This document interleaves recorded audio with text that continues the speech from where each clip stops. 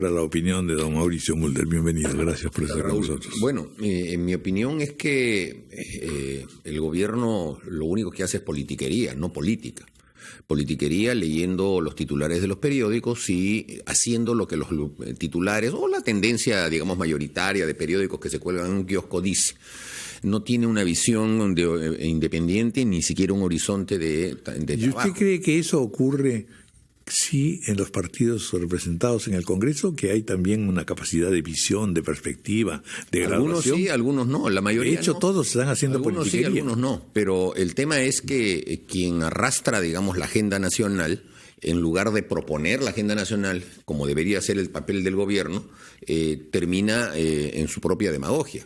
El ejemplo, tuvimos el año pasado una crisis bastante grande en el tema de los cuellos blancos, ¿no? Y los audios que se divulgaron.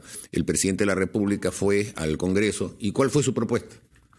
Que los parlamentarios actuales no se reelijan. O sea, ¿qué cosa cambiaba, la verdad, con que con los parlamentarios actuales no se reelijan en el año 21? Esa fue la respuesta del gobierno.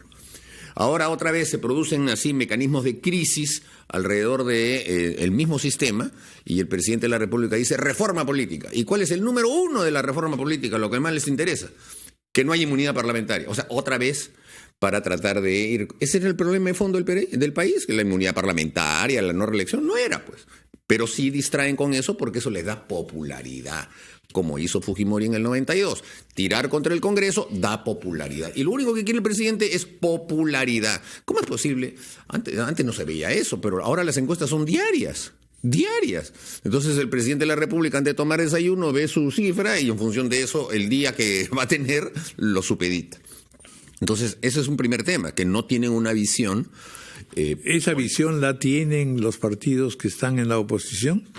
Por lo menos en el caso de mi partido, que tiene 95 años, tiene ideología y tiene pensamiento y busca horizonte, sí. Si no hacemos la política con horizontes largos... Es una manera de echarse flores, pero en realidad no es la opinión de la gente, porque la gente lo que dice es demasiados años en realidad y en el fondo terquedades y desviación. No creo. Yo no creo, porque la gente puede decir eso de algunos y no respectivamente de otros. En lo particular, en lo que a mí refiere, yo tengo, como la tiene por ejemplo Víctor Andrés, una trayectoria política motivada por 3 reelecciones. Y esas reelecciones no son en balde, ¿no es cierto? Es porque ha habido respaldo al trabajo que hemos tenido.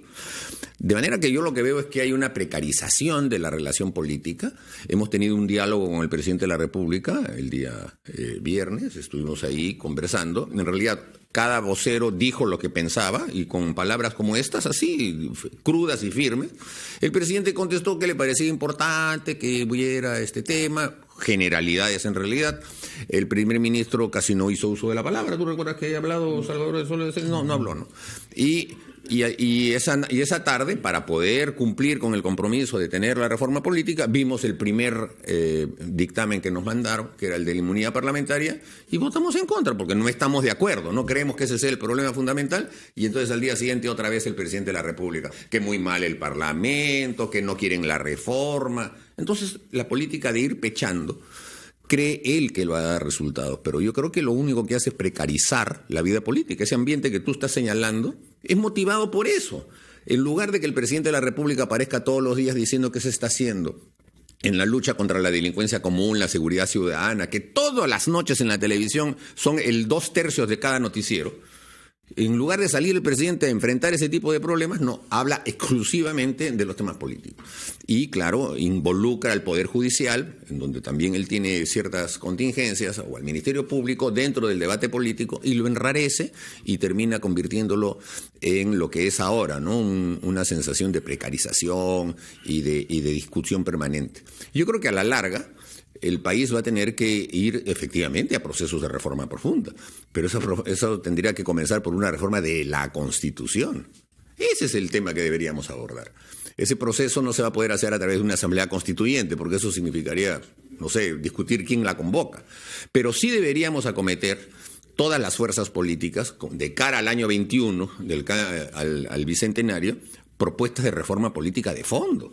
Porque lo que nos ha traído la comisión de alto nivel, ¿no?, de altísimo nivel, la verdad es que me parecen muchas cosas, algunas interesantes. Ellos han tenido incluso la valentía de plantear contra el gobierno el tema de la bicameralidad, y el gobierno no lo ha hecho suyo.